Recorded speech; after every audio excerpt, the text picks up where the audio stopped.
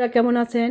আজকে আমি আপনাদের সামনে অল্প সময়ে শীতের ঐতিহ্যবাহী ভাপা পিঠা আপনাদের বানিয়ে দেখাবো এবং খেতেও স্বাদ লাগবে। টাটকা আটা, এইমাত্র টাটকা আটাটা কুটে নিয়ে আসলো মেশিন থেকে। আমি ঢেঁকিতে যেতে পারিনি, কারণ ঢেঁকি এই গ্রামের মধ্যে কোনো ঢেঁকি নেই।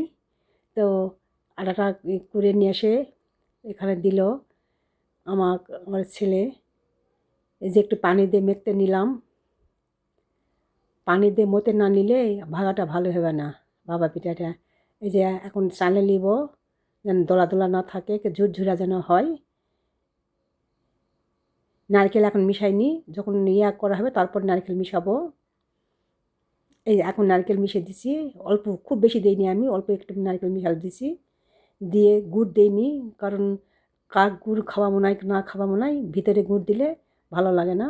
এই জন্য আমি লালি গুড় কিনেছি আর এই ভাপা পিঠাটা বানাইছি। আমার আজকে এই প্রথম আমার এই ভাপা পিঠা খাওয়া, ভালো লাগবে। আমি একটা গোটাই খেয়েছি, আমার ভাবি আসছিল, ভাস্তা আসছিল, তারাও খাই গেল। খুব বলে ভালো লাগছে। ভালো থাকবেন, আপনারা বানিয়ে খাবেন। আল্লাহ হাফেজ।